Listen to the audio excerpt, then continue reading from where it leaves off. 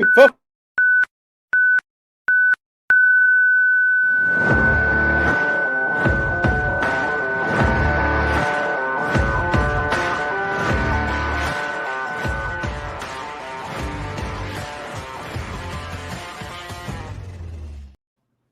I mean, just the guys that I'm going to be watching at the Senior Bowl: Xavier Restrepo, Jalen Royals, Jaden Higgins, Ty Felton, Tez Johnson, Jack Beck, Alec Ayomanor, Savion Williams, Patrick Bryant, Jalen Knoll, Brew McCoy, Arian Smith. All those guys are legit NFL prospects. Third round picks are good, you guys. Like you're getting gems in the fourth round, especially last year. It's a deep wide receiver class. It's a deep running back class. There's no reason to scoff. Now, I don't like the Rome Odunze piece of it, but I like the draft picks. What was that trade that set it up? Because we just got going. What's that trade? The trade was I was offered Rome Odunze, the 304 and the 309 for my AJ Brown, to which I replied, I have to decline, but I would do this deal for JSN. Mm-hmm. And that's a heartbeat snap decision. Yeah, I just couldn't. I can't. So part of my process, which hi, I'm Chev, legendary ball knower, aka your favorite podcaster's favorite podcaster. My thing is, this year would be the year that you want to get in on those late second, third round picks that people normally just like, oh, this is a throw in. Like once you see that it's like 307, 306, really anything with a 3 or later behind it. Like if I'm in a 5-round draft, I want to acquire 3rd and 4th round picks because I've done the work and I know that this class is one where the top end depth is, at receiver, it's not as deep as it was last year, but the running back depth, and we know those running backs aren't going to get capital. They're going to have a bad combine. The guys that we're high on right now, like the guy that we're going to talk about on my end tonight, RJ Harvey, he runs a 4.57. He's going to be a day 3 pick, period. But we talk about wide receiver depth. These are the generations of like YouTube kids that are like out there, just like they know route running, they know separation skills. This is a different era of wide receiver. And last year seems like it was one of the first classes that's just going to completely infiltrate the NFL. It's crazy. No, I agree. So as a whole, the talent and like as a pool at receivers getting better because you can play 7-on-7 all the time. It's just like back in the day, you get better at basketball because you can just go somewhere with a court. Now there's year-round 7-on-7 and all these opportunities for kids to just go and like do one-on-ones and stuff. So yeah, they're going to be a little bit more developed. What I'm saying is I don't think that this class is as talented as the 2024 class from a top end perspective. Like there's no Malik Neighbors to me in this class. There's no like Rome would be the wide receiver 1 in this class to me, unquestionably. Hey, and to your point, Chev, and part of what Bigz is talking about with the 7-on-7s, take a guy like Luther Burden in this class. He's going to be more of a creative player, a weapon, right?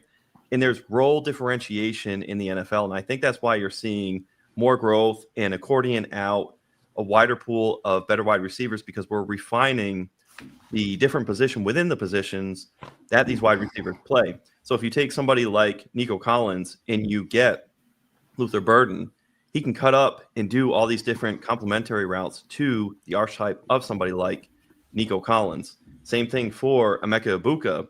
He can do a lot of different route combinations like somebody, ironically, JSN. He can move all around the formation.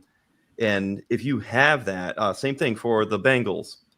Opposite of Jamar Chase, you need a role route differentiator. So Luther Burden presents that. Emeka Egbuka is somebody who's very fluid and can move around, bend and maneuver in every type of way. When you see the lines of where the routes are, these guys can cut up the entire field while somebody else is going over the top. Take Tet McMillan, big body receiver. He's going to get it more over the top than the route differentiation that you're going to get from Emeka Egbuka, than the weapon differentiation you're going to get from Luther Burden. So what I'm looking for is the NFL teams, if they can get the right fit, then it's wheels up. the perfect example of that is Brian Thomas Jr., who, and we talked about the last couple of weeks probably. The profile, his route profile coming out of LSU is not how he was deployed for Jacksonville. So all of the analytics in the models were wrong on Brian Thomas Jr.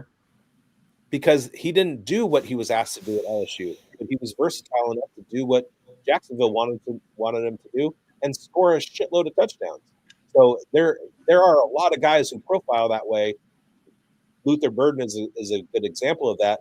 On the surface, he looks to me like Deebo Samuel, Xavier Legette 2.0, but we don't know that yet because we don't know his landing spot and how they're going to ask him to utilize his athletic profile. And that's why I feel like late round draft picks are super, super valuable, way more valuable than people give them credit for. Anytime you can have somebody throw in a third rounder, they're not really going to probably mind, you know what I mean? But capitalize as much as you can. And because you got a taxi squad for a reason. Mm-hmm. I love that call, Bigz. And he opened us up to that third round, fourth round potential, and those throw-ins are league-winning throw-ins when you can, capitalize on maybe a Bucky Irving, like we talked about pre-show here, who was a third-round guy, ended up coming in, and guys that were being taken ahead of him. Kamani Vidal, we talked about that, and being able to, identify that talent and get it where it is. And, some of these are dart throws, but these third round, fourth round guys can convert. And we know in the last couple of years, they have, Tyrone Tracy is another example of that happening. Should we start the show? Yeah, let's start the show. We should. Yeah. So that's what I was going to kind of speed into. Go ahead, Chev. We were recording the whole time. Yep. Oh, yeah, man. Oh, my bad. The Mandela effect. We were all right. recording. Time to get the singlets out, Chev. Oh man. Well, I've got a bedazzled one that's really gonna blow your socks off. He's got his nipple tassels ready to go. Yeah. All right, let's get this show going. And today we're going to be talking about, some rookies in the NFL draft coming up here. I just put on the show sheet to pick a guy, you're kind of intrigued about. So whether you're high or low on him, or whether you just want to, scratch the surface on this talent, then we'll get into some stock downs that we didn't do last week. And that'll be our show for today. And who's going to get this party started with the first rookie? It looks like Schultzy is on deck here. All right, cool. So I went for Isaiah Bond here. Got another Texas receiver. We seem to kind of have an influx of these guys here recently. Another little guy here, kind of like Xavier Worthy last year. He's 5'11", 180. Spent first 2 years at Alabama, Saban recruit, and then gets out of there before the new guy comes in, goes over to Texas. And my intriguing thing here with this guy is it seems like he was primarily a vertical shot at Alabama, which, he was young, trying to find the field. Like, that kind of adds up, right, with his skill set. I watched a little bit of this guy. It's like nothing super in-depth yet, but like Sark has definitely gotten creative with him. Sark saw the vision, put it on the field. So there's some stuff I like with this guy. First of all, it's the speed. Very curious what he's going to run at the combine. He clocked 22 miles an hour this year on the field as a ball carrier, which is like, that's elite speed right there. So very curious. What's up? I said, yeah, 100%. I was just agreeing with you. Yeah. So very curious to like what number we get out of this guy at the combine, which is a very big deal to a lot of people now. It is a big deal, but it is a little bit overemphasized deal sometimes. So I am very curious by that number. But looking into some of his stats, freshman year was pretty quiet. He only caught 220 yards, but 668 as a sophomore at Bama and only 540 this year. But his yards per reception, 13.9 sophomore year, 15.9 this year. So yeah, they're using him pretty well down the field. But like I mentioned, I saw Sark using this guy in kind of different ways. He looks really comfortable as like a filling in like the zone spots, just finding the little soft spots, working, getting into those, finding some yak after that. Sark had him working outside some, running some like perimeter routes. He's not like super polished at or anything, but like it looks like he's got the chops to at least, make it happen on a part-time basis. But I think this guy's going to eat in the slot. He looks really comfortable, like I said, jumping into zones and finding the spots. And then at any point in the game, he's going to be able to take the top right off of you. I'm going to be honest, I have no idea where he's going to get drafted right now and what that means for fantasy drafts, because I see a path where someone falls in love with this dude and we get a Xavier Worthy end of the first round scenario here. And that, like, what happens draft night is going to be a big deal as far as fantasy rookie drafts go, right? So where he's going to go right now is going to be a tough call, honestly.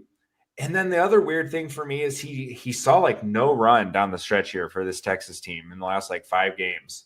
He caught 4 balls in the last 5 games for this Texas team.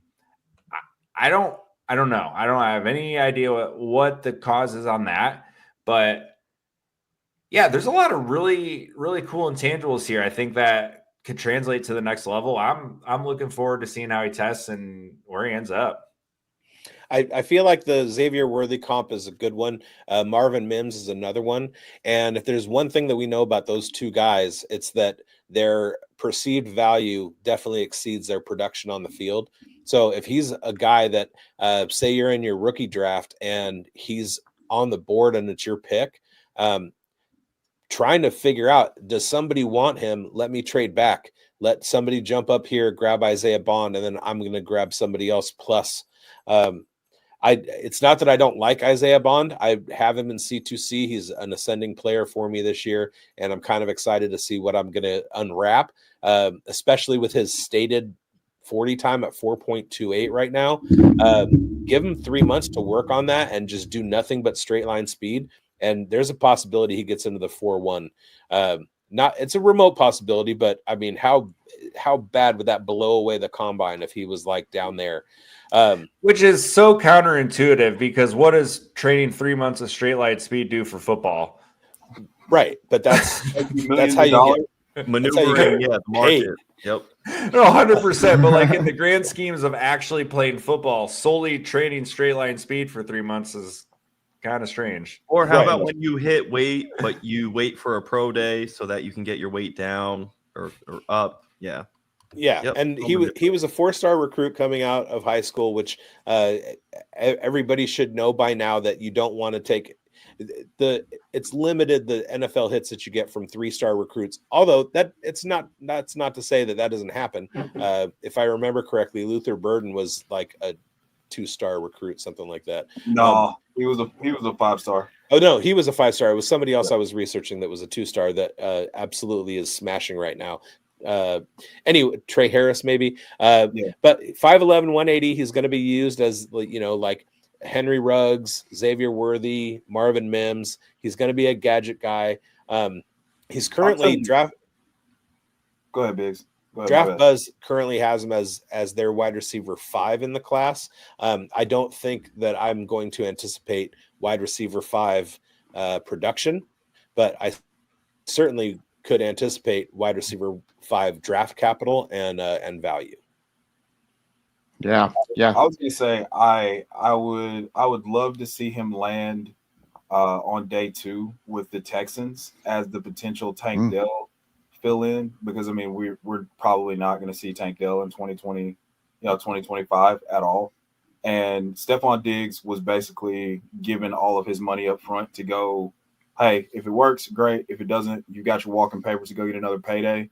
So what if he lands with the Texans opposite of Nico Collins, playing the Tank Dell role with this lightning elite speed? Like, obviously we would get super, super excited for the opportunity he would have at that point, right? Or imagine him in Tampa taking the top off with McMillan and Mike Evans underneath. Love that call. That'd be exciting. I thought Bond looked pretty comfortable operating like underneath too. Like not like that's like where he's going to make his bread and butter, but like as far as like deep threat speedsters goes, I don't know. Just watching him a little bit, I felt like he had some of that underneath underneath slot guy to him a little bit more than those other dudes. Yeah, like a nuanced understanding of zones. Mm-hmm. Yeah. Yeah. All right, let's move on to Jeremiah. We got a running back that you're going to be talking about. Let's hear about who you got this week. Hey, I love Omarion Hampton. From a muscular build, structure, aesthetics, I see similarities, body frame, to Jonathan Taylor. 6 feet, 220 pounds, 281 carries, 1,660 yards as a senior, and 15 touchdowns. He also had 38 catches for 373 receiving yards in 2024. So we usually like to see about 20 catches or more in a given season to translate and show to the NFL. Look at Omarion Hampton with 38. Hampton is going to stay on the field. He does not fumble. 0 fumbles at UNC. I feel like somebody like Sean Payton might really like that. Kevin Stefanski might really like that. He's a downhill runner who you don't want to be in front of when he gets momentum. Excellent pad level too when he has to strike and make contact. NFL Draft Buzz has a 4.44 40 time from a scouting report, so I expect somewhere in the 4.4s. Go to 247, you'll see Hampton was a 4-star prospect. Nimble feet for such a big guy. 2 years ago, I knew we'd see Hampton on Sundays. Now it's just a matter of what uniform is he going to wear. Theo Greminger on X posted ACC players with 1,500 rushing yards and 15 touchdowns in consecutive seasons. Lamar Jackson, Dalvin Cook, Travis Etienne. The fourth guy, Omarion Hampton. A little neat aside, I've been talking to one of Hampton's teammates, and he said it sucked to tackle him. He said that Omarion Hampton, as a freshman, was repping squats, 500 pounds, repping. And who knows how much stronger he got. And that he would just show up to workouts, doesn't talk to anybody, shows up, gets the job done. And then I had a high school coach tell me he saw him in high school and said, dude, that guy is a grown man in high school. Really huge quads. And I know people talk about like quad season and all that. But just to hear other people talk about just his physicality, I'm all about some Omarion Hampton. And in this draft class, right, Ashton Jeanty is going the 101. And then it's, okay, Omarion Hampton. And then it's Caleb Johnson, whether it's Judkins or Trevion Henderson. There's a group, a tier. There's always going to be a second running back that gets a really good team matchup that's going to come up close to getting the hype. And it's going to come real close to Ashton Jeanty. One of those running backs, for me, is going to be Omarion Hampton. Yeah, man, I like that call too. 2,900 yards, 30 touchdowns over 3 seasons. That's pretty solid. 6 consecutive 100-yard games to end this season. I love that. You know, he's able to be, catch some passes out of the backfield. So with that, it's still developing from what I can see from his film, that the little that I've watched from him. So how do you see Hampton's receiving game evolve at this next level then? Could he be more of a viable asset in PPR leagues? Do you think his hands need to improve? What are you thinking here? I think he's there, and especially if he can block, he has the size to do it. And we already see what he can do as a rusher. It's definitely there. He just has to get opportunity. He's going to get I'm hearing people and reading about how he could get into the early second round, and that's as good as draft capital, short of the rare first round running back that you'll get. So I would be very keen on him if he were to go to the Broncos. That's a team I love for him. The Browns as well. And in low key, if he were to reunite with Drake May in New England, I wouldn't mind that at all. Some other running back needy teams that I have listed, the Chargers, you talk about getting wrecked. Like, would love some Omarion Hampton on the Chargers. And here's the thing. We thought, okay, here's the callback. Here's the callback. Is that like getting your ass kicked on the internet? People went crazy over Kamani Vidal, right? And you just imagine to the Chargers. You see Omarion Hampton get selected by the Chargers. He may just be that guy who everyone's like, oh, Jeanty goes to the Cowboys, Hampton to the Chargers. They're neck and neck.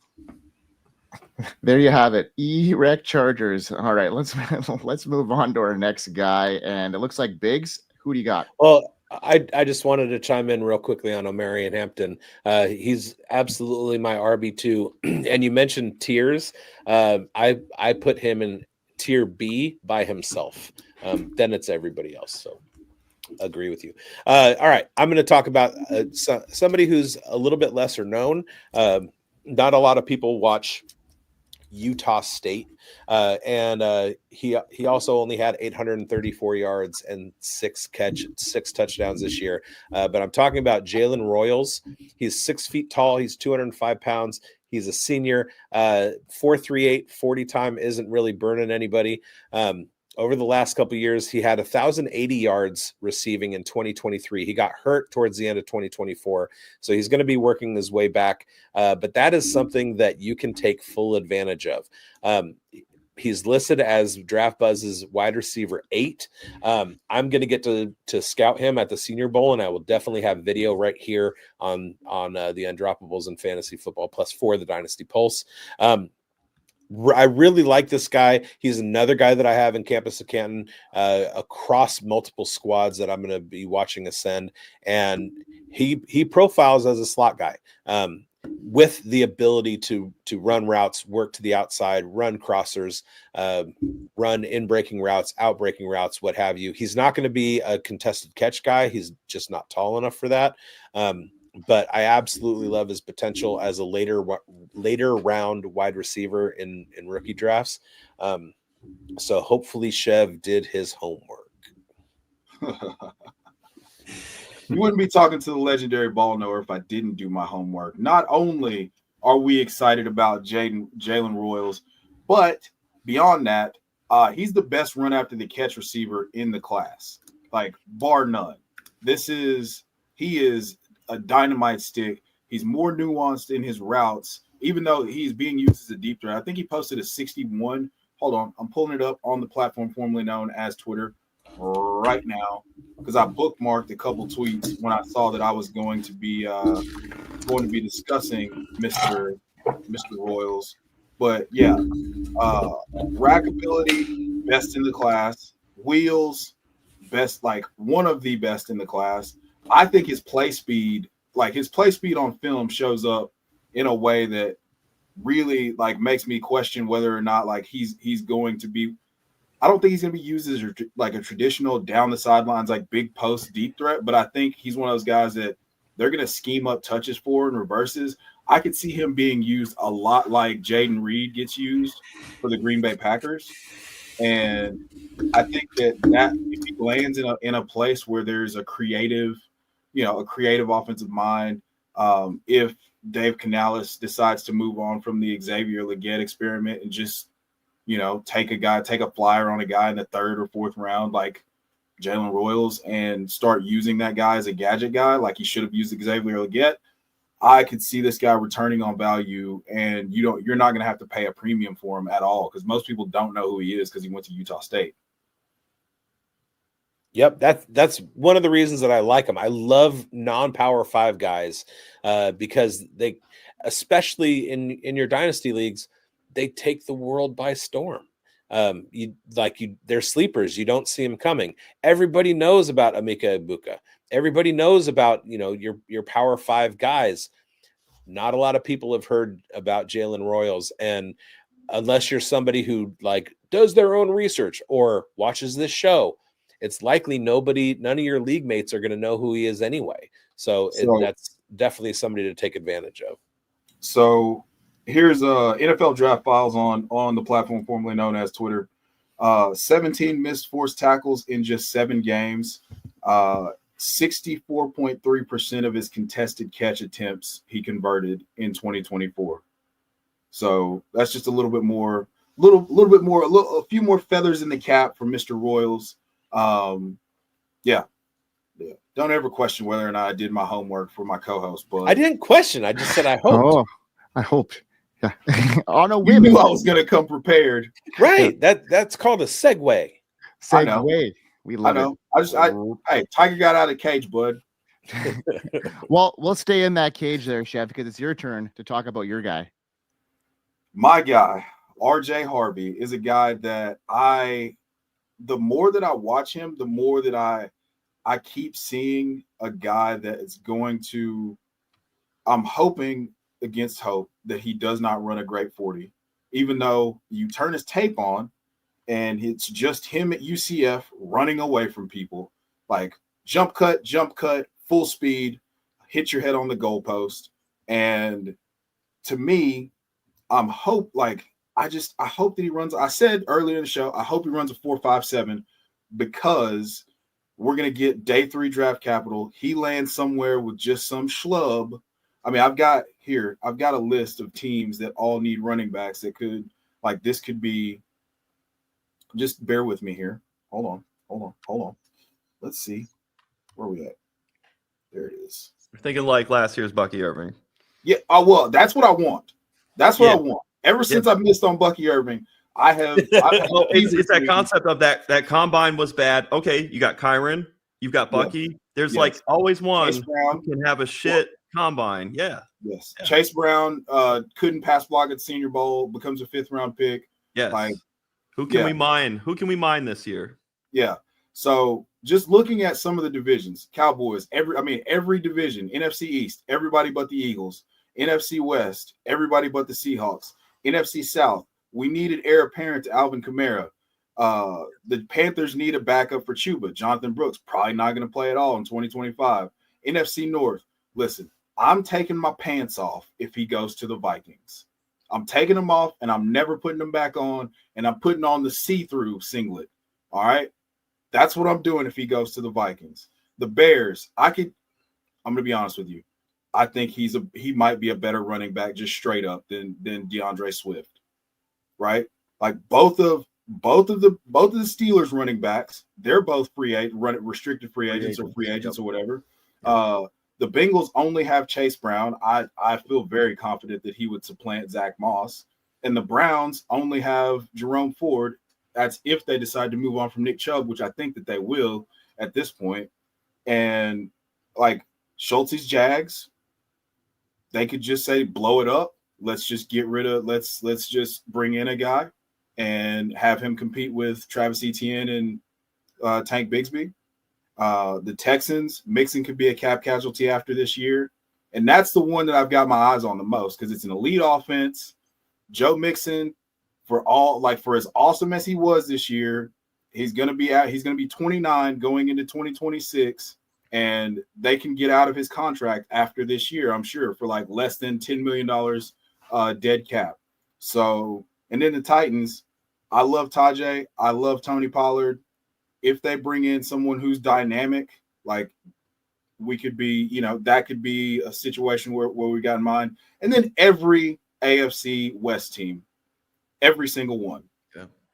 Like stick RJ Harvey on the Chiefs because they decide to re-roll and move on from Isaiah Pacheco. Like, how tight will your pants be then, bud? We would be erect. That's a draft capital situation right there.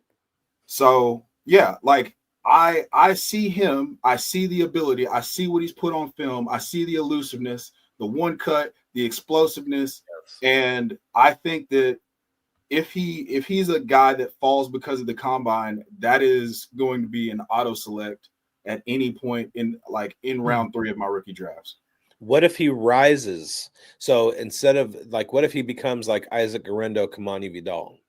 Oh, well, I mean, you still could get Guerrero in the 4th round of most of your rookie drafts. Right, but he was touted as like the all-time like athletic specimen at the combine. Oh, yeah. I mean, he did get drafted because of combine. Okay. So would you reach for him then? Like that's the question there, because last year we were talking about Kamani Vidal at this situation, right? Where he rose up now to the 3rd round, in the 2nd round in some drafts I was seeing, honestly. And is he a guy then? Are you that confident in him that you would spend a 3rd round draft capital on him? Oh, 3rd? Yeah. Yes, 100%. I would take, if he goes to one of those teams, like if he goes to one of the teams that I named, I would feel comfortable taking him in the middle of mid to late 2nd. So he's going to be the experts. Get a load of this guy. And you heard it here first from Chev. Yeah, I got real excited about RJ Harvey. Just the more film that I was able to get into, and I still hadn't gotten into like like game tape, but the cut-ups that I saw on NFL Draft big boards, like I was like, okay. Well, he's just a touchdown merchant. He had 22 touchdowns last year, 5'9", 208. So he's about 10 pounds heavier than somebody like Devon Achane. I would just want to know how he's going to do with the physicality of the NFL. He projects. I'm hoping, like you say, Chev, day 3 capital. A neat thing for him in my little notes. It's kind of cool because you're spitting bars here. He has that desirable, quick jump cut ability. So that jumped up to me too. He can shift laterally in tight spaces, and he just accelerates upfield off that jump cut. And it's funny enough, you mentioned the Bears talking about being better than DeAndre Swift. And I see a little bit of that dead leg that DeAndre Swift has made a lot of money off of. Another neat thing that I also noticed, Harvey was utilized inside the 5-yard line a lot. He would take direct snaps. So UCF trusted his decision-making in the tight area spaces. Harvey can convert, so it'd be very interesting. My question, Con, would be, can RJ Harvey hold up to the physicality of the NFL? And then how will he grow to cut inside the NFL? He likes to cut outside a lot. How will he develop sometimes into those trenches? I remember Rashad Penny was a player who, discipline-wise, he would just only cut outside. And he would home run. So can he just develop his game a little bit at the next level NFL with the Vikings? When you said the Vikings, that's another team. I mentioned the Chargers for Hampton, but the Vikings would be another pants-off situation for this deep running back class. So good call. Before Chev addresses what you just asked, I just want to say I thought that we as an industry decided that we weren't going to undervalue undersized running backs anymore. Yeah, I'm there with Devon Achane, man. Love him. Yeah, that was what we talked about with Bucky. Remember, it's just we don't care. Bucky Irvin. Yeah. Bucky Irvin is the greatest. Bucky, and I would think Mitchell. I would say that guys like RJ Harvey and Kyle Monangai, like they profile closer to Chase Brown than they do Bucky. I mean, Bucky, obviously, you saw he was lightning in a bottle at Oregon, but I think these guys get the tough yards. They're better between the tackles than a guy coming out. I think he's better between the tackles than DeAndre Swift was. Just at prospect for prospect, not comparing what DeAndre Swift's been able to do in the NFL, but prospect for prospect, I think that he's better between the tackles, and I think he would be more of a comp towards what Chase Brown was doing at Illinois. So I think he'll be fine, even if it takes like a little bit of time for him to adapt and say, okay, cool, this is a gap scheme. I have to keep, I've got to get my shoulder square and, get 4 or 5, get the tough yards. I think he'll be able to do that because I see advanced level vision and marrying his feet and his eyes with the way that the block's set up. So I think that that's going to lend itself to success too. You want day 3 capital, and can he sneak? Essentially, you almost want him to be sneakily in a running back room that's appealing, but also where there's kind of a top dog already there. So then you can just scoop, right? Yes. I want people to say what I said about Rashad White in 2024. I want people to say there's a guy there already. There's no way that this guy's gonna be able to usurp the guy that's been there and been productive. That's what I'm looking for with RJ Harvey. So you're saying there's a chance. And I'm on mute and no longer there. So let's. I was talking for about 10 minutes there, but I'm just shitting you. No, I'm good. He just assumed. You were just like assuming you were adjusting for the Canadian lag, but then you realized, oh shit, it's not actually working. Exactly. Well, considering Canadian lag, I'm going to talk about that because, this is, I started diving into the prospects about 2 weeks ago. So I'm a little bit behind the 8 ball. So I want to get some of your guys' opinion on my guy that I chose because he's a prospect that I've watched some film on. I watched, some tape, and what I saw, especially in the 2023 season, was really impressive. So, he got onto a team. They went 3-9 last year. and he still scored 13 touchdowns on a team that lost. And I'm talking about Ollie Gordon. And from what I saw from his 2023 season, 1,700 rushing yards. He led the nation, 4.8 yards per carry, 15 touchdowns. And then it just kind of fell apart last year for him. He was an intriguing prospect. He's got a, good combination of size, strength, agility that sets him apart from, the typical power back, 6'2", 225 pounds. He's built to wear down defenders, but also possesses some good footwork from what I saw. So, with that great season in 2023, coming into this year, people had some high expectations. He fell down the draft board. Now I'm looking for him to, look for like a day 2 draft capital. And I'd be really interested to see where he lands, because if he gets that kind of draft capital, I'd be really intrigued on Ollie Gordon as kind of a guy that can sneak into that potentially, mid-round, second round, early second round pick here. And if you can get him there, I think that's a good, situation. What are your guys' thoughts? Schultzy, what do you think? Yeah, you don't know which dude you're going to get here. Obviously, 23 was like electric and took a huge step back this year. This is going to sound a little crazy, and I'm prefacing it with he's not Derrick Henry. Running style-wise, he likes to go run downhill, find that second level, go attack, right? When you watch Derrick Henry, like the Titans did a really good job blocking up for Derrick Henry. I'm not trying to sit here and say scheme has aided Derrick Henry. Derrick Henry is an absolute beast. Not disparaging Derrick Henry. But Ollie Gordon has the same kind of style as he wants to go find the gap, hit the gap, go and find the second level. He's obviously not Derrick Henry. So, with that said, I'm going to be looking largely for landing spot on him. If he goes to a team who can block well, who has, who's got some opportunity for him, yeah, I'm going to be pretty intrigued. But if he goes to a team that doesn't have a line, I don't know, man. I'm just not sure I'm going to be – I think there's going to be someone in my leagues who's going to be willing to reach higher than I am if he's on a bad team. Yeah, I think landing spot's huge. If they could be on an offense that can get into scoring position, he's going to be in the red zone. He's probably going to be the power back they're going to rely on, and some upside there for sure. That's kind of what I was leaning towards. I'm glad you reinforced that. Anybody else has got something else to add to Ollie Gordon there? I do. Well, sorry. Yep. Bigz, because he's got a profile that I know that you kind of like, so I'm interested to hear your take on him. That was the crux of my spear, bro. So I was just gonna say he's gonna be at the Senior Bowl. I'm gonna have film on him. He's a junior coming out, so he's a third-year declare. That is essential at the running back position.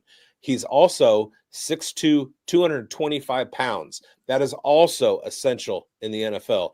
The number of people who finish as top 24 running backs, at least at some point in their career in fantasy football, over 225 or with a specific BMI, vastly outweighs smaller guys. Now, again, we're not going to underdraft small guys anymore, but the exact profile, the reason that I was in on Braylon Allen last year, the reason he hits those marks. So even before you start getting to performance on the field, Ollie Gordon is the prototypical 3-down bell cow, like one backfield running back.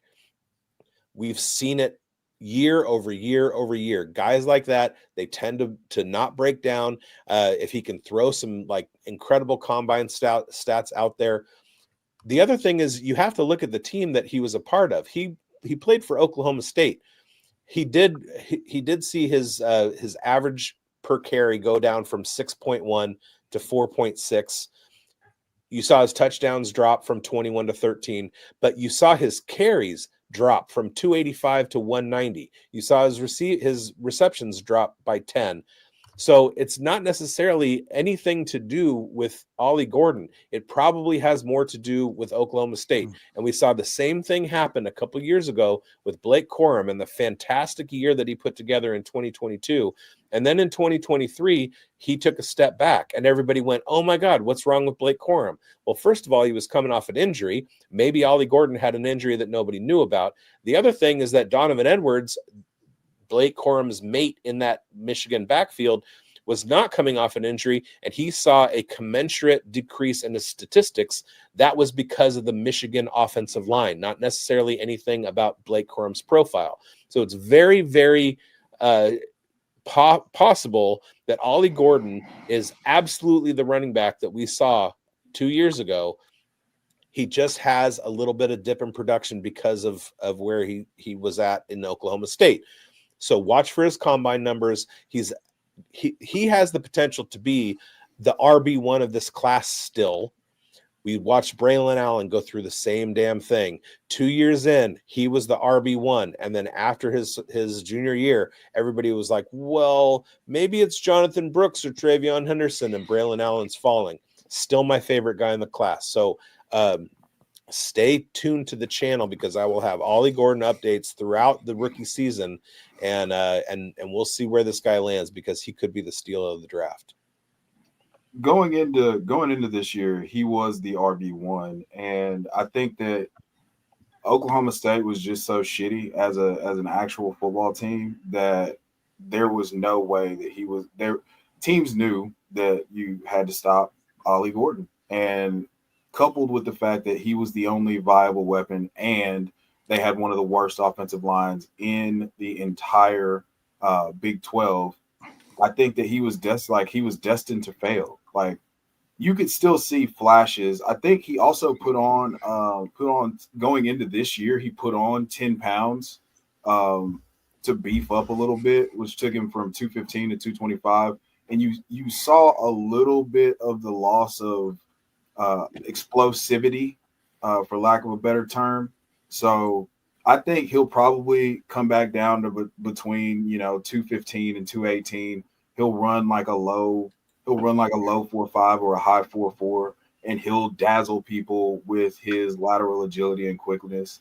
And yeah, I think that instead of going and having to spend what would have been like the 102 between the 101 and the 104 for him, now you're going to be able to get him in the second round, and he's probably going to go to a much more ideal landing spot. But honestly, he's the type of if you go back and look at his film from 2023, that's the type of thing that makes you excited for a guy to have a backfield to himself like the Raiders. It's like, they suck. They're going to give that guy the ball a whole bunch.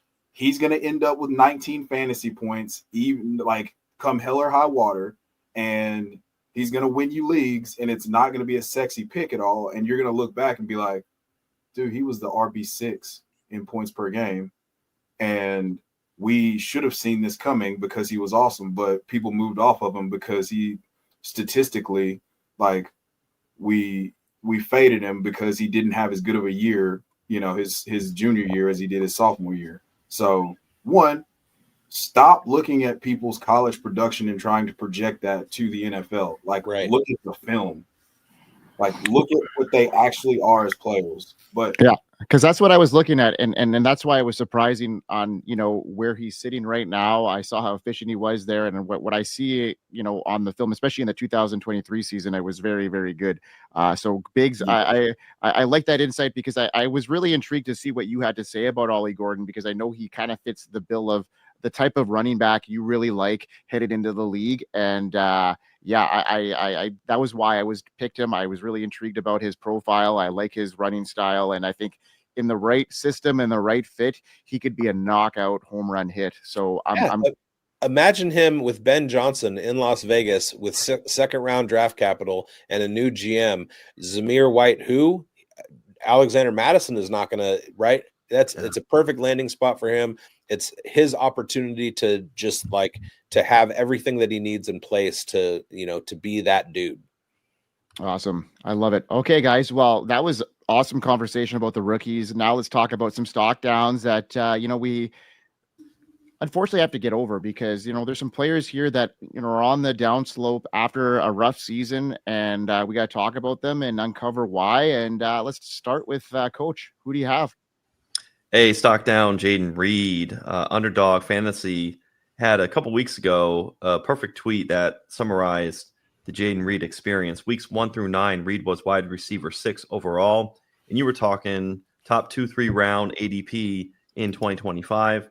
Weeks 10 through 15, wide receiver 48 overall. Jayden Reed at the DD Fantasy Football, we have this Trinity score for receivers and tight ends. If you are a 6 or higher, that gets you going in the right direction. Jayden Reed with a 5.12 Trinity score. 14 games played, 12.8 PPR points per game, 18% air yard share, 17% target share. So there's just this flattening. Nobody can really get into the 20 and 22 and 25% target share. I saw Chev do a really good video on Tucker Kraft. I think somebody's rise opposite this could be Tucker Kraft. 7.15 yak per reception, 2.05 yards per route run. Jayden Reed just not consistent. A brutal run out for him. In Green Bay's offense, it's a race to who can get the flattest exposure. We're all hoping for that 15% target share to push to 20. Plus, we want consistency. Reed had 73 targets. That ranked 52nd. Reed was 34th in receiving yards. First in catchable target rate, so you can't knock Jordan Love and for Reed on that. Reed was 6th in yards per target at 11.1, but just 160 yards rushing for Jayden Reed. So he was supposed to be this next new prime Deebo Samuel, and it wasn't sacrilege, right? It wasn't considered blasphemy. From 2021 to 2023, prime Deebo rushed for 365, 232, and 225. So 160 yards just doesn't cut it. Jayden Reed only had 7 touchdowns. He should be amassing more between receiving and that rushing game. And Jayden Reed, he just didn't boost up like we wanted. Just a steep drop-off from being wide receiver 6 overall in those first 9 weeks. Stock down for him. And what is more difficult is in redraft, people who are bullish on Reed, his first half, then you have the second half. What's the price going to be? I think the price is going to be too inflated to be palatable because people are going to cling to what has been, what could be, more so hopium there. 4 for 46 in that playoff loss, nothing inspiring. I'll go around the room. Bigz, this is a fun one. All things equal, Jayden Reed in a 25-second or Jalen Waddle? Who do you got in Dynasty? I'm not the one to ask this one. I'm going with Reed in the second. Yeah, because are you low on Waddle too? I am out on Waddle. So okay, I did that on purpose. I figured. Okay, I figured I'd just Waddle. Good content generation though. Today on Fridays is a Waddle denier show exclusively. All right, Chev, Jayden Reed in an early 25-second or Jameson Williams? Jameson Williams. Very nice. What if it was a late first and Jayden Reed for Jameson Williams? I've got to take Jayden Reed at that point. Okay, with the late first. All right, yeah. Beautiful. Mike, Jayden Reed and a second or Terry McLaurin? Oh my God. I mean, that's a tough one. I'm really high on Terry McLaurin, but fuck. I mean, that's depending on the build, honestly. Like if I'm contending and I need the upside, I'm taking Terry McLaurin. Even if I'm kind of middle of the pack, I'm probably still leaning towards Terry because I think he's got the most trade upside. So yeah, I'm going to take Terry unless I'm fully in rebuild mode. Now, what if I upped it Jayden Reed in a first for Terry McLaurin? Well, the first, I think, helps solidify that deal. Because I was really high on Jayden Reed. I just think the scheme's not there. And maybe Green Bay realizes that down the line and realize they have to like showcase or condense their targets because, it's not working out the way they're spreading the ball. Maybe they need to get the ball in the hands of their playmakers a little bit more and give them the confidence because getting shuffled in and out of the lineup, not playing full snaps might be hurting their confidence, and getting Jordan Love in a rhythm might be something that they have to consider moving on. And if that's the case, then I think Jayden Reed's the number one target in that offense, and he's the most talented there. I was high on Jayden Reed heading into this season, and after the first couple of games there, I quickly moved him into my top 12 dynasty, and that fills it out really fast. So he's got the talent, got the upside. Yeah. I just think he needs to have some concentrated targets and realize that he's the best playmaker on the field in the receiving game for the Packers. Yeah, so you hit on something there, a lack of consistency, but also we talk about alignment. When we talked about Luther Burden, we want to have scheme fit to match the talent. In Green Bay, it seems like we have talent, but we also need to have a little bit more scheme fit there for Jayden Reed. So multiple things have to happen to get the key to fit in the jam, to open up the door. Now, Schultzy, assume this is 1.5 tight end premium, Alec Pierce and Jamison Williams, or Jayden Reed and Cade Otton. Cade Otton, 6 top 12 tight end 1 weeks in 2024. That was Jamison, and what was the other piece? Alec Pierce or Jayden Reed and Cade Otton, 1.5 tight end premium. Oh, I'm gonna go for the Otton side with the tight end premium tagged on. Okay. Yeah, he had a lot of spike weeks there and some decent targets there for a couple weeks, and I just not. And I mean, you're offering 2 boomer bust guys in return for that. Jamison is definitely elevating himself to be more than that, but I still like the other side better. And Jamison Williams, 4 top 12 weeks, but you accordion out. It was so spread out for the entirety of the season. I know JMO was a stock up for Chev. So earlier I had asked Reed in that second or Reed in that first for Jamison Williams, just trying to get a pulse there. So just feeling the market. Seems like there's some maneuverability within the trades that I laid out between the group here. There's a little bit there for Jayden Reed, but there's a lot there for the other side. For me, my stock down, though, is Jayden Reed. We'll see if he's a buy for people because, of course, the price can become palatable at a certain point. So I'll be curious to see what that price is. For those listening, you got a couple ideas just right there. JMO is my must-have 2025, and I would trade him straight up for Jayden Reed. 1-to-1. Yeah. I do want to point out that on July 26th in my home league, I traded away Jayden Reed for the pick that got me Brock Bowers. Oh, chef's yeah, beautiful.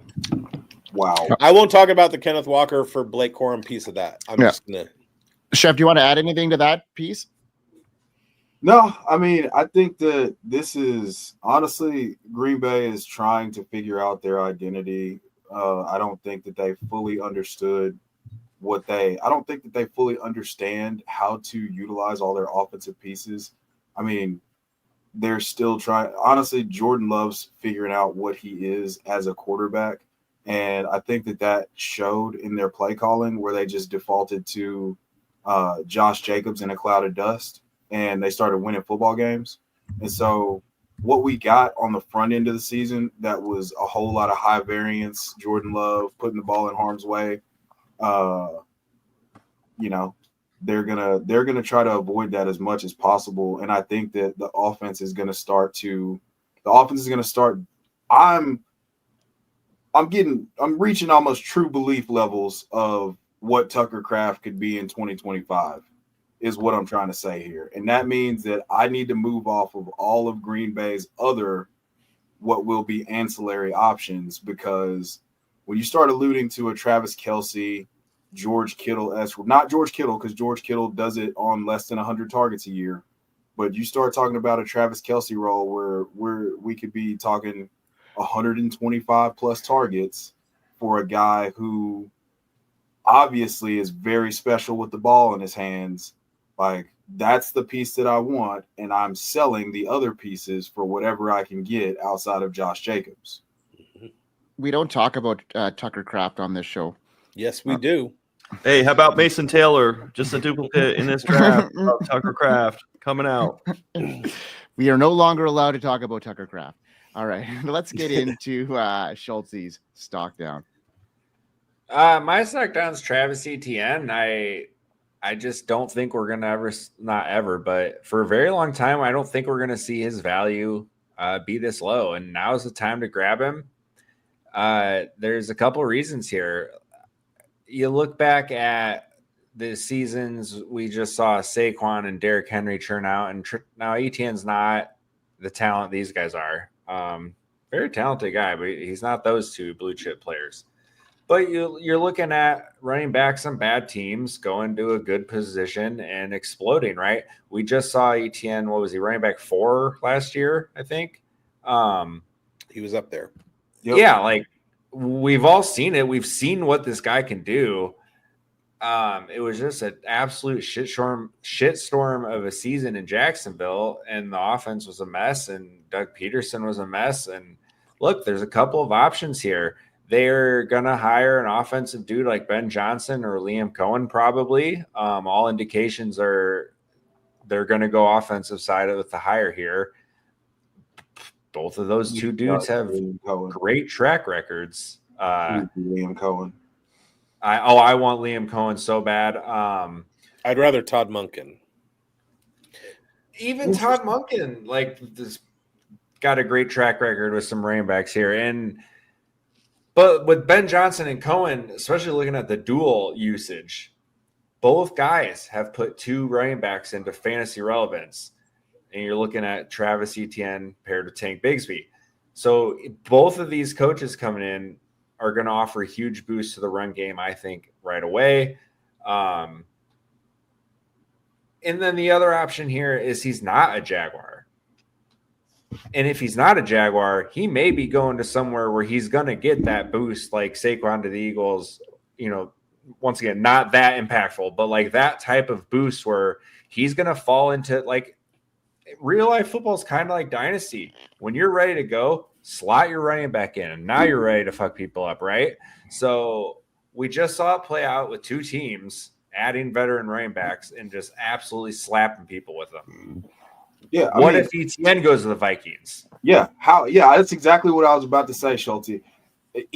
Travis Etienne on the Vikings is immediately in top 12 dynasty conversations going into draft season in 2025. And RJ Harvey to the Jags. RJ Harvey to the Jags. Pair him up with And Ollie Gordon to the Raiders. Hey, I'm seriously though. Like, we can't keep doing this. Otherwise, clear the singlets coming out, and you guys aren't gonna like what happens. We're waiting for the nipple tassels. You could take those out at least right now. All right, pants off. All right, my bad. But yeah, like I don't think that it's over for Travis Etienne. I just think that this was the bottom fell out. We feel bamboozled, and we got to figure out a way. We got to figure out a way to overcome that and find some sort of medium to where we can get to a place where we're at least comfortable discussing, maybe potentially thinking about acquiring him in some form in Dynasty, because he's still only 25 years old. Right. The recency bias here is real. Yeah. You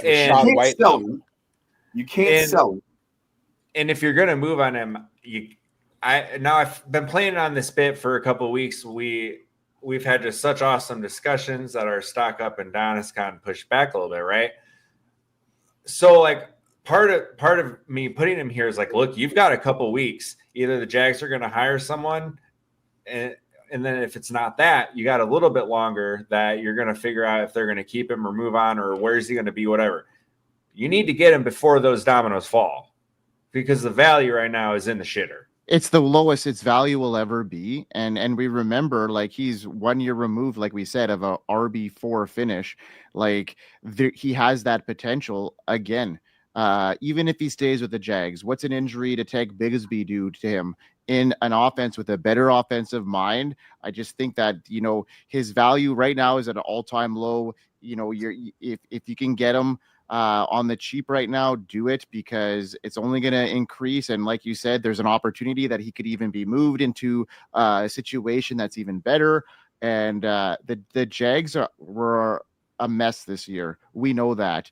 A lot of us had optimism headed into this year. We're going to have that same type of optimism, but maybe cautiously proceed this time around with it. But I like Travis Etienne headed into this year, and I think he's a guy that I'm going to be looking at getting in a lot of my lineups if I can acquire him for the right price. I'm not overpaying for him because I think it's going to be hard for him to get into the top 12 unless he goes into a situation where he becomes the bell cow once again. But I do see him being a contributor in the top 24 weekly from here on out, even in Jacksonville. And that's kind of why I said that I would prefer Monken to go to the Jaguars than Cohen or Ben Johnson. Yes. Yeah. Notwithstanding the fact that I want Ben Johnson in Vegas, but the fact that Todd Monken operates as more of like a one back with a spell, and Tank Bigsby and Etienne physically profile as basically two Spider-Men pointing at each other. There needs to be some clarification in that backfield, and part of what. And we've talked about this ad nauseum between us hosts. The usage for Travis Etienne this year did not suit his skills or the things that made him great in 2023, and that was absolutely a scheme issue. So a new coach coming in, especially somebody like Todd Monken, is going to look at his game tape from 2023 as he's building that offensive line in front of him and say, we know that this is the dude. Tank Bigsby is more of a pinball. This guy is a guy who can run between the tackles with a cromulent offensive line, but he's also got that big play ability when he led the league for 2 years in 30 plus and 40 plus yard rushes. That is what needs to be utilized with Travis Etienne, and he needs to find that that's the case. He was not deployed that way in this 2024 Jacksonville Jaguars offense, which is mind-boggling because they knew exactly what they had. Why were they running Tank Bigsby as not a 30% like snap share guy? It was Travis Etienne the whole time. Now you're coming off a season where it just worked. I mean, what are we doing? Right. Right. Well, it worked for the first half of the season until he wore down, right? That's an important point. That's an important point. And I have a personal vested interest in this because in my home league, I have both Tank Bigsby and Travis Etienne. If they have a situation where somebody like Ben Johnson or Liam Cohen comes in, who typically run a backfield that is made up of two separately profiled running backs, I'm selling both of them. If they have Todd Monken that comes in and that we know that Tank Bigsby is going to like return to a lesser role, then I'm selling Tank Bigsby. If we have a situation come in where Travis Etienne moves on to a different team, I'm selling Tank Bigsby. So I like the upside of Travis Etienne and the fact that he can return to his production levels of before. But it's all going to like come out over the next month. Yeah. All right. We're going to move on to Biggs's. And I got a little theory here after you gave us a little sneak peek last week on your stock down. And I got a little theory. I spent that night contemplating, like, why the hell would Bigz have this guy as a stock down? And then I understand why.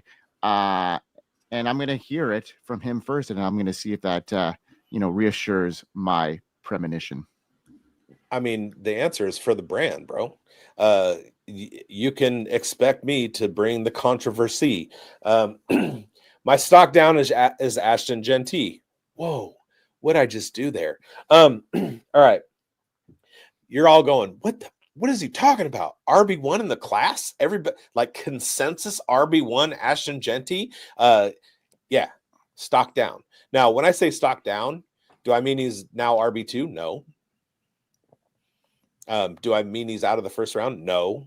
Do I mean he's not valuable? No. But let's break this down a little bit. So a few weeks ago, Boise State, they're not a Power 5 school, and they went into the playoffs and they played against Penn State. And Ashton Jeanty rushed 30 times. Oh, but he had 105 yards. Yeah, but that was 3.5 yards per clip. That's not getting it done.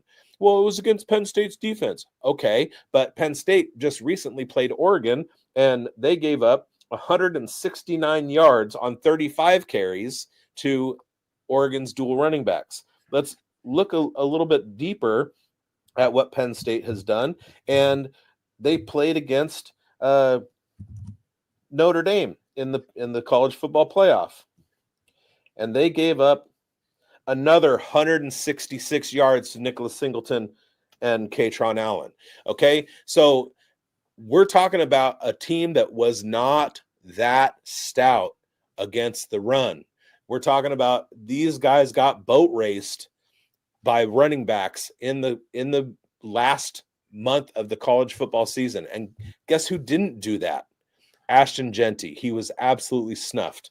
Again, that doesn't mean he's not the RB1 of this class. That doesn't mean that he's not going to, come out and just be a phenom.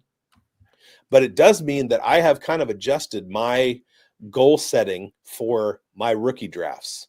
And that is, if I have a number 1 pick or a number 2 pick, I'm not drafting Ashton Jeanty. I'm letting somebody else do it, and I'm grabbing Tet McMillan or somebody else because I'm taking a wide receiver and counting on running back depth of this class later on. We talked about it earlier at the top of the show. All it's done as far as his stock down is concerned is flipping how I'm going to be strategizing owning Ashton Jeanty. Now, if I have the number 1 pick, I'm going to be trying to trade that back to the number 2 or the number 3 so that I still keep a high pick, plus I increase my draft value within that draft. If I'm in a startup draft, that's going to have more to do with what his landing spot is and what his perceived role is going to be. But typically the startup drafts, they're not quite as sharp as your home league. So in my rookie drafts, I'm absolutely devaluing Ashton Jeanty and going for somebody who is going to be we're looking at positional scarcity out of this rookie class rather than somebody who has the production profile.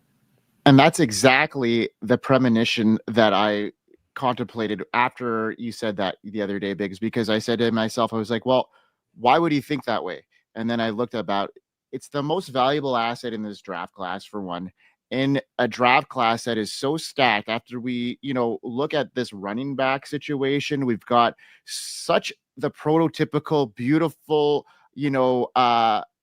running back stature here. We got a ton of guys that are like over 6 feet, 220. This is a perfect draft class for that. And there's so much depth there where there's so much, the wide receiver position, not so much, especially on the top end talent. So when you can maybe trade back that pick to get a value, I could see that being a valuable situation. I mean, I'm not downplaying Jeanty's prominence, but if you can make bank on that, like Bigz potentially could be doing, especially after seeing them against Penn State, like he mentioned, some tougher defenses. We haven't really seen that, and that was a true test, and maybe that decreases a little bit. So maybe capitalize on that value. But that was what I was thinking, and I think you definitely explained that well there, Bigz. Good. I'm glad. He landed the plane. I was concerned. I was very concerned. I was you were like sideways. Yeah, like honestly, your facial recognition there, Chev, was like you were on a plane that was going down the whole time. Yeah, I was really concerned. I was like, wait, is he about to say Ashton Jeanty's not good? Because here's the thing. I think personally that this is, he's very similar to what Ezekiel Elliott was coming out of Ohio State as a player.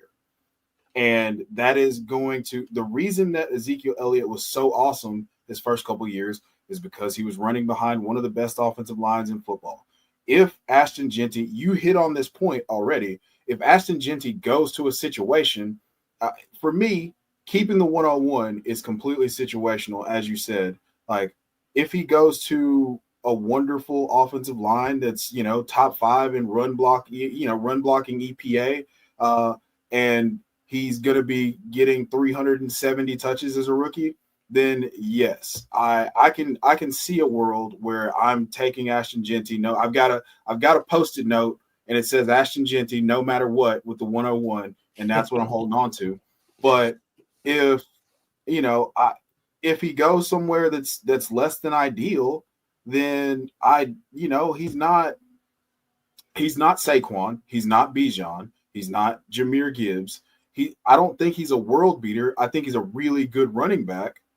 He's not, he's not Derrick Henry with insane volume, which we don't have to get into Derrick Henry's usage his first few years because it was just, I have to go to sleep in a little while and I'll be up just pissed for hours about it. But I think that, that's a very important point. Like you can move back, maybe potentially if somebody's got 2 first-round picks or acquire another first-round pick and move back a couple spots in the draft and still get a guy like Omarion Hampton, who we're all very, very high on, or acquire more mid-round capital that we talked about earlier and get a steal late. I think that you're maximizing game theory by capitalizing on the value of that 101. Well, let's talk real quick about what happened in the 2024 draft. So your results may differ, but if I look at my home league and the first few running backs off the board, they went Jonathan Brooks, Trey Benson, Kamani Vidal, Ray Davis, Isaac Guerrero, Jalen Wright, Marshawn Lloyd, right? Obviously Ashton Jeanty slides in ahead of all those guys. Even if Jonathan Brooks wasn't coming off the injury last year and had played a full season for Carolina, Ashton Jeanty slides in ahead of all those guys. But guess 100%. What? So does Omarion Hampton. Yes. So does Caleb Johnson. So does Travion Henderson. No matter how you look at this running back class, there are 4 or 5 guys at least who are better than anybody that came off the board last year, except for Braylon Allen. And I'm talking about talent-wise because obviously we saw, Bucky Irving have the production. But speculating going into your draft, there was no running back in 2024 that would slot into the top 6 of this year's class. So it's a deep running back class, and you're going to be able to get value. If you slide back 3 or 4 picks and you grab Omarion Hampton or Travion Henderson, are you going to be upset that you missed out on Ashton Jeanty? Probably not when you're pairing him with Tet McMillan, right? So that's it. There you go. Well, essentially what you're doing is, and this was something that presented itself in the best ball streets in 2024, you had CMC at the 101. If you didn't select CMC at the 101, you didn't get him. Maybe sometimes you would get the opportunity for the 102. And this is all just entry point psychology. You will not get, so by virtue of just being a slight hair off of Ashton Jeanty, in all likelihood, Bigz is going to have sub 10%, sub 5%, maybe close to 0% of Ashton Jeanty, just from the stipulation of how many 101s does he have and how many times is he deciding to actually click the button. I do think it would be prudent to not select Tet McMillan 101 over Ashton Jeanty. You did mention something. You landed the plane when you said, hey, you would explore the trade option. I would almost think you might want to go into a little bit of game theory of still take Jeanty and then post between the post-rookie draft, training camp hype, preseason, somewhere along the season, have some faith to unload Jeanty for a haul. That would be the one place where I would differ, but I see where your head's at. I am pro everything you said about lowering in the tier because, okay, Omarion Hampton plus, Caleb Johnson plus. You're trying to maximize and roster build. This is that opportunity to do that. Think of how many people with Caleb Williams or Marvin Harrison Jr. could have done a move like that. And if you look at it today, it sounds sacrilegious to say prior to, which is part of what Bigz sounds like. It does sound a little blasphemous or sacrilegious to the market. But now on the other side, it doesn't sound so crazy to have gotten a haul and done this process. Looking back, 2020 vision, Marvin Harrison Jr., you get a haul. Caleb Williams, you get a haul. This dynasty process, it can be Ashton Jeanty in 2027. Maybe it could be a Jeremiah Smith. You just take that approach of squeezing maximum value. Bijan Robinson in 2023, Arch Manning next year. Dare I say, It's Chalk's Chalk. Speaking of landing planes, though, also when you're done with this video, go search on YouTube planes landing in wind, and yeah, it's fun. It's a fun time. I was gonna say that was really brilliant. I thought that was a really savvy take from you, Bigz, and maximizing. A lot of people here, in the fantasy football space, has Jeanty as this, Unicorn generational talent. Okay, and just like Marvin Harrison Jr. was last year, and we saw how that panned out. So, what's the hit rate on these guys? And you know what I mean? You can get a haul. And I like Jeremiah's approach to the situation. Maybe draft them and then hold on and increase that value and get them for a haul. But if that's your plan to turn them over, I think that might be a very, very savvy move. And I enjoyed, digging into it before you spilt the beans for us there, Bigz, and then trying to predict where your head was at. So it was awesome. Well, the other ideal example of this is 2023 when Bijan Robinson was the de facto 101 in all of the rookie drafts, and look who came after him: Jahmyr Gibbs and Devon Achane. You were getting Devon Achane in the second round. If you are getting that kind of running back return in the second round, how mad are you that you didn't get Bijan? I'm not. Somehow our home league commissioner keeps getting the 101 every single year, right ahead of my 102. And the last couple of years, he's drafted Bijan and Marvin Harrison Jr. And I've turned around and I've gotten Jahmyr Gibbs, Jackson Smith and Jigba, Malik Neighbors, Jaden Daniels. Like, I'm not upset that I missed out on Bijan this year because Jahmyr Gibbs was right there. Brock Bowers, I made a trade to get into the middle of the first round. So maximizing value, you can come up with two generational pieces out of the same draft. It's not unheard of, but you can't be married to the guy that you have in your sights. You have to be willing to move back and know that you did the analysis, or you at least watched the Dynasty Pulse. And you're taking advantage of market psychology, where since Saquon Barkley, essentially every year we've had to have this label generational on one player per draft class, it seems.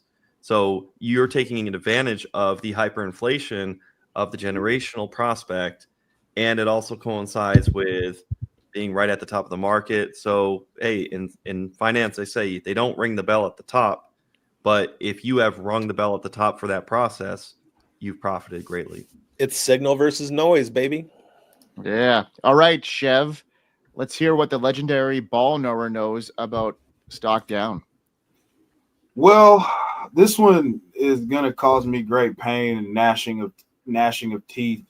And beyond that, I'm going to burn a couple Xavier Legette onesies that I may have made for my rookie drafts this year. Are you going to dance in the rumpus room? Yeah, I can't stay on the Xavier Legette train anymore. And this might feel reactionary, but just what I saw from him, it wasn't he was a big, strong, fast freak athlete who, in spite of the fifth-year breakout, he was putting it on SEC DBs, and we all know that the SEC traditionally has been the junior varsity for the NFL for defenders, at least. They sucked this year, but that being said, I just didn't see enough from Xavier Legette. I saw him lose in too many contested catch situations. I saw him lose, just not be able to get anything going in space. He had a stretch where he caught 3 touchdowns in 4 games, and that kind of buoyed his value as a fantasy asset. But in gotta have it situations too many times, I just saw him lose, and for me, that's a huge red flag. Like, I could deal with him not having, he 84 targets as a rookie. That's cool. Like, but watching him lose in that many contested catch situations when there was no other option. I mean, I'm a big Coker stan. I'm a big Coca-Cola fan, if you will. And he's a much more complete receiver and equipped to help out Bryce Young for the future than Xavier Legette to me. Xavier Legette to me needs to be used more in a Debo, Jayden Reed gadget type of role as opposed to being a real wide receiver. And that's something that I missed on. And now I think that he's going to be, squirrel eating Laviska Shenault. Well, you hit on a great point. You hit it on a great point because you have Debo Samuel. There's archetype players who are out there. Jayden Reed is somebody who it wasn't sacrilegious to say that, but you have to still have the result. And what's wild is Xavier Legette has come along, whether he hasn't been utilized properly or he's just not going to be a guy who hits. He comes up to mind as well in these archetype of players. Reverse line correlation in betting, where you are over receiving yards, under receptions, over receptions, and under receiving yards. You go the opposite way just because they don't get enough volume, and you can take advantage of that. Xavier Legette is just one of those reverse line correlation players where he's never going to have an explosive ceiling, but he's going to have these wild games where, hey, it's a 3.5 line, and he'll hit 3 catches, and then he'll hit his over-under receiving yards. He'll hit over just because he makes a big boom splash play. But when you're looking for 9 catches, 10 catches, double-digit targets, you're not getting that out of him. Yeah. Well, I mean, come on. Never, and we're talking about stock down. We're not talking about, like, league washouts. There's still a chance for a third-year breakout at some point. Come on. I'm not saying there's not, but like the things that I like to look at, just for me, like his yards per route run. He was playing a lot of snaps. Okay, he was playing a lot of snaps. Yards per route run 1.22. Formation adjusted yards per route run 0.90. And this is with Bryce going full Bama Bryce the last like 5 or 6 games. Yeah. And they needed someone to catch passes other than Adam Thielen to be able to do something in the offense besides separate between 8 and 14 yards down the field. They needed a guy, and he couldn't do it. Okay? Well, and again, this is a direct quote from Matt Harmon. Maybe not direct, but paraphrased. Maybe not a quote. You may not be able to predict improvement, but it does happen. That's fair. I guess he just route win rate 31.6%. It's better than 29%. I think for me, for a traits guy, like a lot of people saw a slow burn on Legette here, right? Like there wasn't many people out there who thought he was going to hit the ground run and take the league by storm. Like a lot of people saw like, hey, there's going to be some growth here that needs to happen. But I think for me, it was like, where was it? What did he show us? Like, I can't remember one play the dude made this year that I was like, okay, I'm seeing it, right? Like it was just that quiet. I'm going to say this, and it's going to feel terrible. But, like, the only difference between him and Quentin Johnston's rookie year is that nobody was watching Carolina games. It's fair.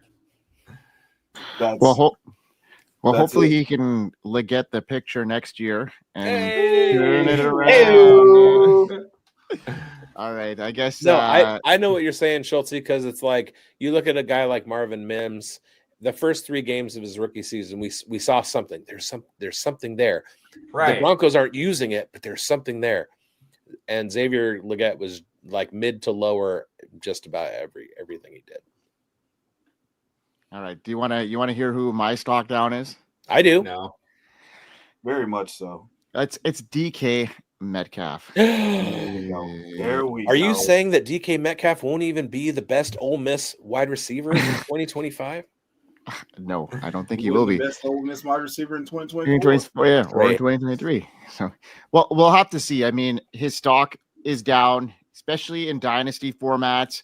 There's some trends that have emerged this past season to me that has been a strong indicator that he is no longer that top 10 wide receiver. He's faltered in the second half of this season. He struggled to get consistency. And obviously he was overshadowed with the breakout of JSN. We all saw that coming, and we're happy it did happen.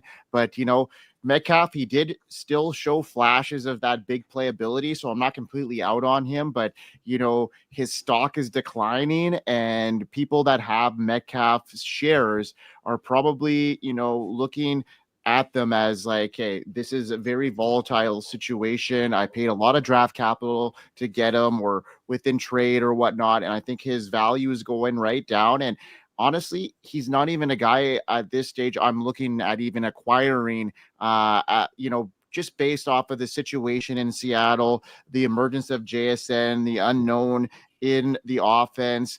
He had a career low 5 touchdowns as being a red zone threat. They weren't using him in that situation much. 1 touchdown since week 7, no 100-yard game since week 6. JSN outpaced Metcalf in targets, touchdowns, and just was an overall better wide receiver. So he once was that dominant fantasy profile. I think he's on shaky grounds now with the rise of JSN, the lack of consistency. I think it's clear that his role has been diminished, and I am very uncertain what to do with my Metcalf shares. So yeah, I'm kind of out. Well, DK Metcalf he had some injury issues this year. One thing that I'm going to be looking at very closely is what happens with the offensive coordinator situation in Seattle right now. My guy, Clint Kubiak, he's the front runner for the position. So let's break that down a little bit.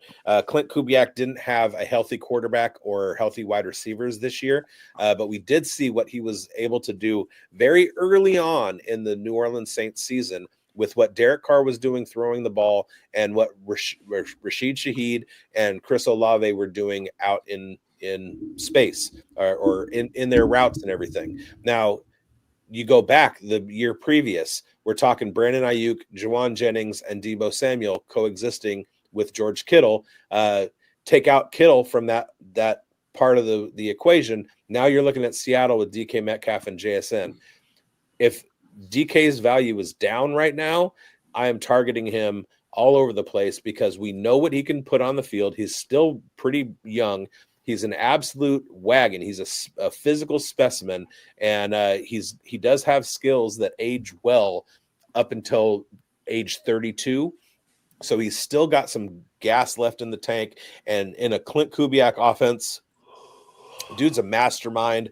I look for him to deploy, especially without a George Kittle style tight end, unless they acquire one, go out and get somebody in the draft, like the kid from Texas or Fannin or Oronde Gadsden Jr. or something like that. You can have 2 guys that are in that wide receiver room that are both producing on the level of a Jamar Chase and T. Higgins when they're together, Justin Jefferson, Jordan Addison, whatever. We've seen it before, and if there's any candidates for who can do that, it's going to be DK and JSN. My fear with him is the contract uncertainty because I believe his deal is very similar to what Deebo's deal is. Deebo, Terry McLaurin, and DK all got the same deal. So beyond this year, I don't know that there's very much contract certainty or guaranteed money left for him. Obviously, the talents are there. I mean, he's the freakiest. If anytime that you're getting compared to Calvin Johnson, that speaks for itself in terms of your physical prowess. I think that at some point, though, we have to start separating his physical potential from what we're actually getting on the field. Like JSN is just a more complete receiver that they're able to utilize in more areas of the field. And I think we've got to start to make that pivot from expecting we're expecting the 2019 season to come back through, or 2020. What was that? His second year, 2019 or 2020? I think it was 2020. 2019 was a rookie, and then 2020 was Yeah, so the 80 for 1,300 and 80 for 13 and 110, like 1,310 touchdowns. Like we're expecting that to come back through. Like I don't know that we're ever going to get something, you know, an approximation of that again, especially with JSN now commanding around 140 targets. So I can see why the stock's definitely down on DK Metcalf. It just kind of scares me. It's a scary proposition to acquire him because you're acquiring a wide receiver 2 for likely more than a wide receiver 2 price. Just based off of name recognition.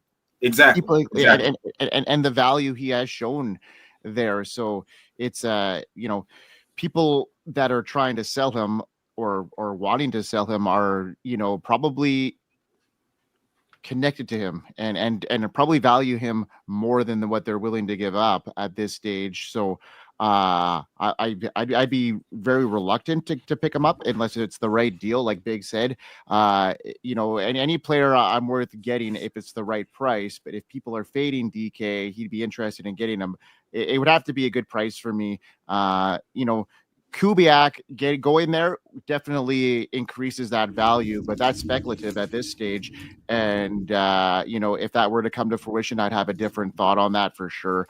But at this stage, connected with Geno Smith too, who I'm not really sold on anymore.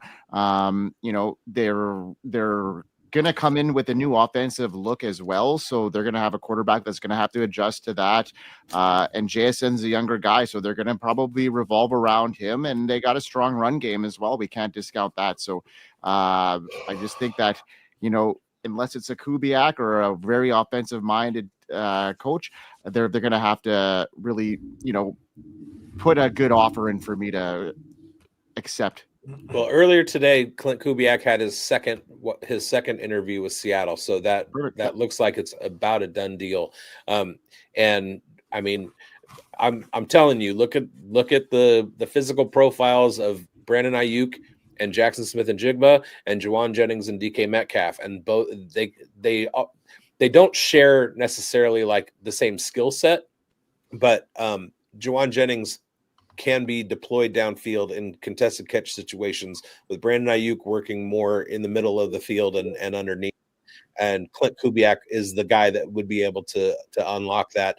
DK is just a taller, more physically built specimen than Juwan Jennings. But other than that, they kind of profile fairly similarly. So, and you also brought up, but the quarterback though, I mean, I Brock Purdy throwing to Jennings and Ayuk is a lot different than Geno Smith. Geno Smith is an excellent deep ball thrower, and you know that Clint Kubiak's going to be coming out of this draft with a quarterback, if not trying to grab a Sam Darnold or something like that, because we know that Sam Howell doesn't profile as a Clint Kubiak style guy. But you brought up earlier people that own DK Metcalf, and having trouble moving on because of the name recognition. There's a difference between targeting somebody in a trade and fielding an offer. I almost guarantee you that people who are offering DK Metcalf for something are willing to take something less than people who, if you ask for DK Metcalf, will. It's kind of like a car trade-in. If you're a dealer, the guy bringing their car to you is not going to accept anything less. But if you take your car to the dealership, the dealer is going to be like, yeah, I'll give you a rock bottom price. So don't be the guy targeting DK Metcalf. Be the guy ready to field an offer for DK Metcalf. Yeah, I just don't think anybody is actively looking to get rid of him because of his value right now and how uncertain the situation is. So I just think people are going to be off of their price. They're going to be firm on what they're standing, or they're just not willing to trade him unless somebody's attacking it.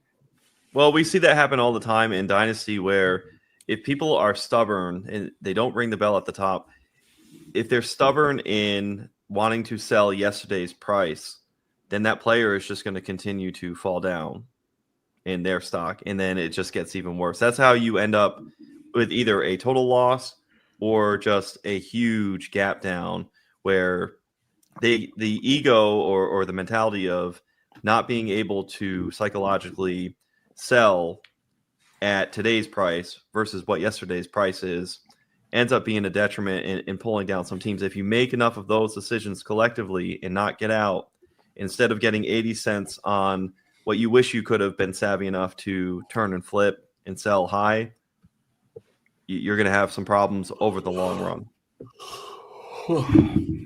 Agreed. I love it. Hell yeah, Schultzy. That's good timing right there. Yeah, that's quite the yawn. I think. Real quick, guys. Have you guys seen this report that the Commanders were set to hire Ben Johnson last year? But for Sam Howell? Does that not give you cause for pause as to what his capabilities would be as a head coach? If you want to know how I feel about Sam Howell, that can be summed up by that doesn't scare me at all. I love Sam Howell. Why? Tell him, Mike.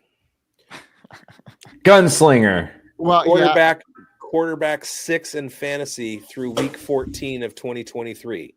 And then his upside. offensive line was shit. They sold their defense. There's a lot of situations where it's really like this. He is good. Blake Bortles had a year where he was the quarterback 4. Okay. Sam Howell is not a bad quarterback.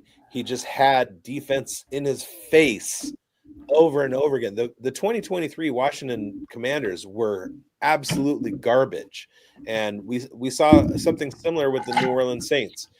You can have a good quarterback in a bad situation. Look at Sam Darnold. Am I scared of Sam Darnold based on the games against the Rams and the Lions? Absolutely not.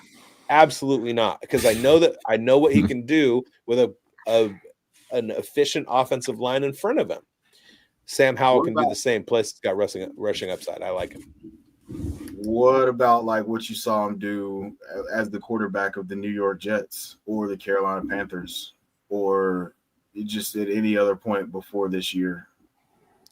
We watch quarterbacks progress and get better. How confident are you in Darnold re-rolling on another team and duplicating what happened in Minnesota? I'm lower in my confidence of that. By low, do you mean like I'm laying on the floor covering myself in dirt? If he put it this way, I'm not erect. That's for sure. If he's the Raiders quarterback in 2025, I'm happy. I would only be more flaccid if I were dead. A little rigor mortis action. Real quick question, and this might help the viewers. Oh, they already left. Coach, do you know if one side or the other on Dynasty Daddy trades is who offered what, or who made the initial offer? Do you know if that's like a thing? like a username or no?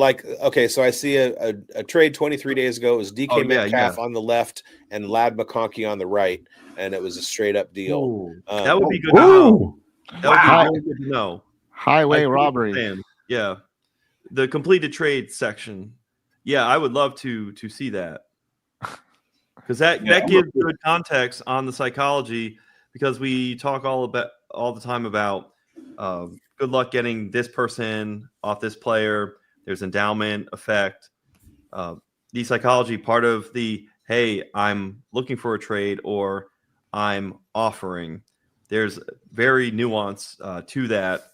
And it's very interesting to see, because we'll hear, hey, this trade happened 1-for-1, but sometimes it's because the 50% side that offered made the deal happen, versus if it got offered the other way around, it may not happen. I like that psychology. Right.